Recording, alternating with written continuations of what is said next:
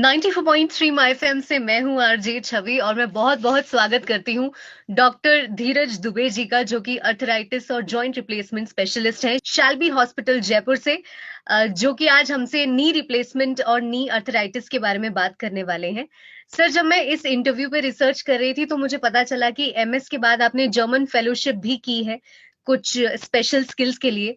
तो वो क्या स्पेशल स्किल्स हैं और वो किस तरीके से लोकल पेशेंट्स को हेल्प कर रही हैं? जर्मनी जब मैं गया था तो वहाँ पे मैंने काफी एडवांस चीजें वहाँ से सीखी जिनको कि मैं यहाँ पे यूज कर रहा हूँ।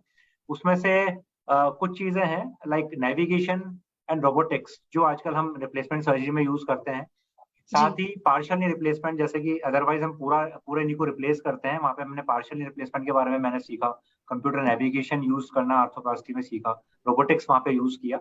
उनको और उस स्किल्स को अब हम यहाँ यूज कर रहे हैं। That's really great. So moving on to the main topic, what is arthritis? So arthritis क्या है? बेसिकली हमारी बॉडी में बहुत सारे जॉइंट्स होते हैं, मल्टीपल जॉइंट्स वी हैव। और किसी भी जॉइंट का हमेशा जो स्ट्रक्चर होता है वो दो बोन और उनके बीच में एक कुशन होता है, उससे बनता है। लाइक मैं आपको दिखाना चाहूंगा, ये हमारा नी जॉइंट है। इससे ऊपर का फीमर बोन है, ये टीबिया बोन है, और इसके बीच में जो कुशन है, white cushion, that is cartilage. तो हमारे हर जॉइंट के बीच में कार्टिलेज होता है। इस कार्टिलेज के वेयर एंड टेयर को, यानी इसके घिसने को ही हम आर्थराइटिस बोलते हैं। तो यही बेसिकली आर्थराइटिस है। ओके। तो सर, अगर कभी भी नी पेन हो रहा है तो क्या वो ऑस्टियोआर्थराइटिस ही है? It depends on the age group. Basically अगर यंग एज में नी पेन है तो उसके बहुत सारे अदर कारण भी हो सकते हैं, लाइक स्पोर्ट्स इंजरीज, आपके लिगामेंट्स में इंजरी हो गई हो, आपका मेनिस्कस में इंजरी हो गई हो, या फिर और कोई सॉफ्ट टिश्यू इंजरीज। बट अगर ये 45 ईयर्स के बाद शुरू हो रहा है तो मेनली ये आर्थराइटिस के कारण ही होता है, जो मैंने आपको बताया कि wear and tear of the cartilage. So 45 years के बाद अगर आपको पेन स्टार्ट नी में शुरू हो गया है और स्टेयर्स में पेन हो रहा है, या चलने फिरने में या उठने बैठने में पेन हो रहा है, then you have to consult about it. Okay. तो क्या हम खुद से आइडेंटिफाई कर सकते हैं कि हमें कौन सा नी पेन हो रहा है? हाँ बिल्कुल। आप अपने रूटीन में अगर मॉर्निंग वॉक कर रहे हैं या नीचे उठना बैठना करते हैं, स्टेयर्स करते हैं, तो अगर आपको आर्थराइटिस नहीं है तो आपको इन एक्टिविटीज में कोई पेन नहीं होना चाहिए। लेकिन अगर यही एक्टिविटीज जो आप पहले कर पा रहे थे और आप नहीं कर पा रहे हैं, लाइक आपकी मॉर्निंग वॉक का जो डिस्टेंस है वो कम हो गया है, आपको उसके बीच में ही पेन होने लग गया है, अगर आप फर्श पे बैठ के उठ रहे हैं तो आपको नी में पेन फील हो रहा है, या फिर आपकी चाल में लचक आने लग गई है, आपको कोई भी देख के बोलेगा कि हाँ आप हिल के लचक खा के क्यों चल रहे हैं, या फिर स्टेयर्स ऊपर नीचे करने में आपको प्रॉब्लम होने लग गई है, या जमीन पे बैठ के उठने में, क्रॉस लेग सिटिंग में प्रॉब्लम हो रही है, कई बार रात को सोते समय भी पेन होने लगता है, तो ये सारे सिम्टम्स हैं जो आपको बताते हैं कि हाँ there is something wrong in your knee joint and you have to consult about. Okay. Knee osteoarthritis के रिस्क फैक्टर्स क्या-क्या होते हैं? देखिए, हर बीमारी का एक रिस्क फैक्टर होता है, और रिस्क फैक्टर दो तरह के बेसिकली होते हैं। एक रिस्क फैक्टर जिनको वी कैन चेंज, हम चेंज कर सकते हैं। दूसरे रिस्क फैक्टर जिनको हम चेंज नहीं कर सकते हैं, वो हमारे हाथ में नहीं है। तो ऐसे रिस्क फैक्टर जो हमारे हाथ में नहीं है, उसमें सबसे पहले तो फीमेल जेंडर, क्योंकि फीमेल्स में का जेनेटिक मेकअप कुछ इस तरीके का होता है, तो आप ध्यान रखिएगा इस चीज का कि उनको आर्थराइटिस थोड़ा जल्दी होने के चांसेस होते हैं। दूसरा, अगर आपकी फैमिली में हिस्ट्री है, लाइक गठिया जिसे हम बोलते हैं, रिमेटॉइड आर्थराइटिस, अगर वो आपकी फैमिली में है तो ये काफी चांसेस है कि वो आपको भी ट्रांसफर हो। तो ये दो चीजें ऐसी हैं, अगर ये आपकी फैमिली में है तो आपको आर्थराइटिस होने के चांसेस ज्यादा है। यू कांट चेंज, हम इनको चेंज नहीं कर सकते। अब आया दूसरे रिस्क फैक्टर जिनको हम चेंज कर सकते हैं। किसी भी चीज को अगर हम ओवर यूज करेंगे तो ऑब्वियसली उसका वेर एंड टेयर ज्यादा होगा। तो ओवर यूज किस किस चीज से है? अगर आपको नी में पेन स्टार्ट हो गया है तो उसके बाद आप स्टेयर्स को अवॉइड करें। जहां पे अगर आपको दूसरा ऑप्शन मिल रहा है, लाइक अगर आप लिफ्ट आपके पास है, रैंप है, तो आप रैंप या लिफ्ट को यूज करें बजाय कि स्टेयर्स यूज करने के। बार बार जमीन पे क्रॉस लेग सिटिंग या स्क्वाटिंग को अवॉइड करें, क्योंकि ये एक्टिविटी वो है जो आपकी नी पे स्ट्रेस ज्यादा डालती है। बहुत लंबे टाइम तक अगर आप खड़े रहने की आपकी एक्टिविटी है तो उसको भी आप अवॉइड करें। स्पोर्ट शूज आप पहने ज्यादा से ज्यादा, क्योंकि अर्थ का जो इम्पैक्ट आपके नी जॉइंट्स पे आता है वो भी आपके आर्थराइटिस को बहुत जल्दी प्रोग्रेस करता है, तो उसको भी अवॉइड करने के लिए आप स्पोर्ट शूज पहने।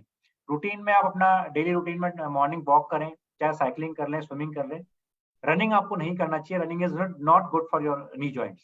ओके। सो ये चीजें आप करके अपने ऑस्टियोआर्थराइटिस को डिले कर सकते तो ये नी अर्थराइटिस के सिम्पटम्स क्या होते हैं सर, और कैसे हम इसे डायग्नोस कर सकते हैं? हैं। सिम्टम्स जैसा कि मैंने पहले आपको बताया कि अपने को नीचे उठने बैठने में पेन होने लग जाएगा।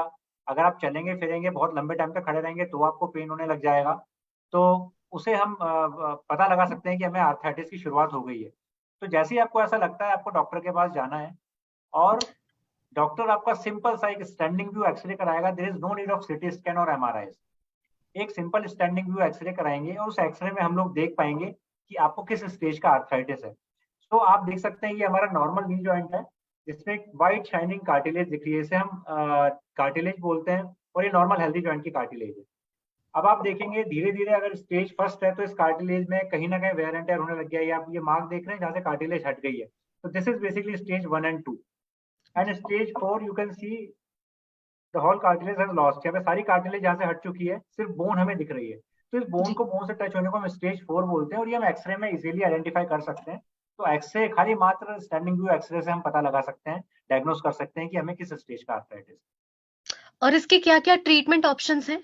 देखिए आर्थराइटिस का ट्रीटमेंट ऑप्शन उसके स्टेज के अकॉर्डिंग होता है। अगर इनिशियल स्टेजेस का arthritis like stage 1 and 2 and 3 है, तो उस स्टेज में हम पेशेंट्स को कुछ एक्सरसाइजेस बताते हैं, कुछ लाइफस्टाइल मॉडिफिकेशंस बताते हैं कि आपको ये लाइफस्टाइल में चेंजेस करने हैं, ये एक्टिविटीज करनी है, ये नहीं करनी। कुछ पेन किलर्स हम उनको एडवाइस करते हैं कार्टिलेज की रीजनरेशन के लिए। कुछ हाइलुरोनिक एसिड टाइप के, ग्लूकोसामिन टाइप के कुछ मेडिसिन आती है, वो एडवाइस की जाती है।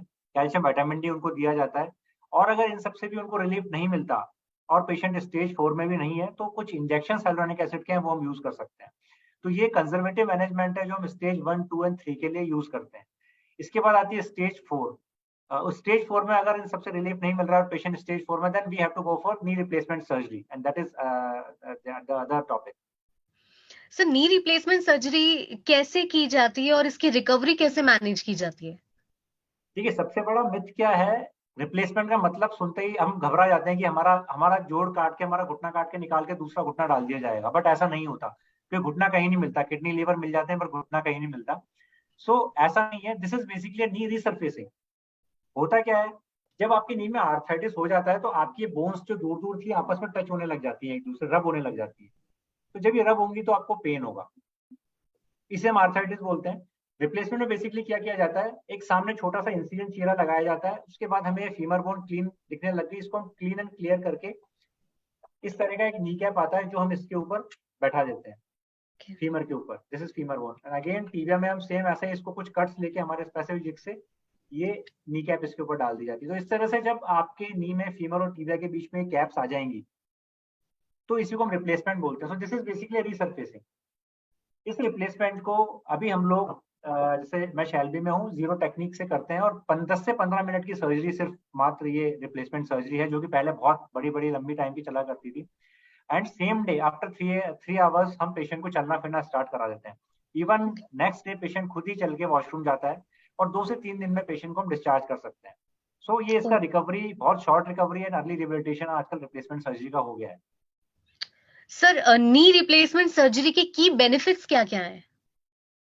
देखिए बेसिकली ये सर्जरी क्वालिटी ऑफ लाइफ को इम्प्रूव करने के लिए कराई जाती है। सो अगर आपको अच्छी क्वालिटी ऑफ लाइफ चाहिए तो आपको ये सर्जरी करानी चाहिए, क्योंकि सर्जरी के एडवांटेजेस बहुत सारे हैं।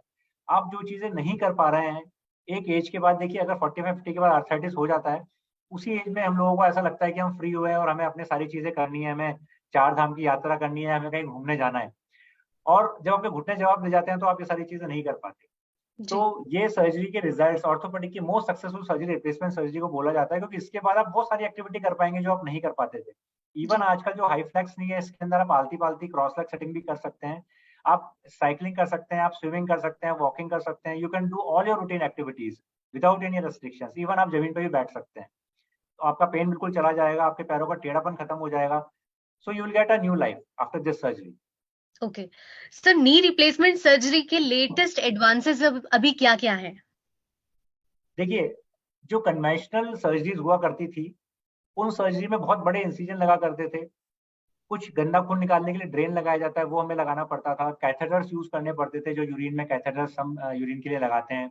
बहुत लंबे टाइम तक पेशेंट को एडमिट रखना पड़ता था, बहुत लंबी 2-2 3-3 महीने फिजियोथेरेपी चलती थी। वो सारी कन्वेंशनल टेक्निक्स थी। अभी एडवांस टेक्निक में क्या है, हम लोग बहुत छोटे इंसिजन से सर्जरी पूरी कर देते हैं। सर्जरी का जो सर्जिकल टाइम है वो सिर्फ 10 से 15 मिनट रह गया है। मसल्स को हम कट नहीं करते, हम विदाउट मसल्स को कट किए हुए सर्जरी को करते हैं। वो सर्जरी जो 1.5 घंटे में होती थी 15 मिनट परफॉर्म होती है। दूसरा ये कि हम कोई कैथेटर्स यूज नहीं करते, कोई ड्रेन यूज नहीं करते, एंटीबायोटिक्स हम सिर्फ शुरू में 1-2 दिन ही यूज करते हैं, और वेरी नेक्स्ट डे से पेशेंट को वॉकिंग स्टार्ट करा देते हैं। इनफैक्ट 2-3 दिन में पेशेंट डिस्चार्ज भी हो जाता है। There is no need of physiotherapy nowadays. 10 से 15 दिन की फिजियोथेरेपी में छोटी मोटी एक्सरसाइज से ही पेशेंट विद इन 2-3 वीक्स बिल्कुल नॉर्मल लाइफ स्पेंड कर सकता है। Okay. These are the advancement actually in replacement surgery. जी, कंक्लूजन में आप क्या कहना चाहेंगे? कंक्लूजन मैडम मैं यही कहना चाहूंगा कि life is movement and movement is life.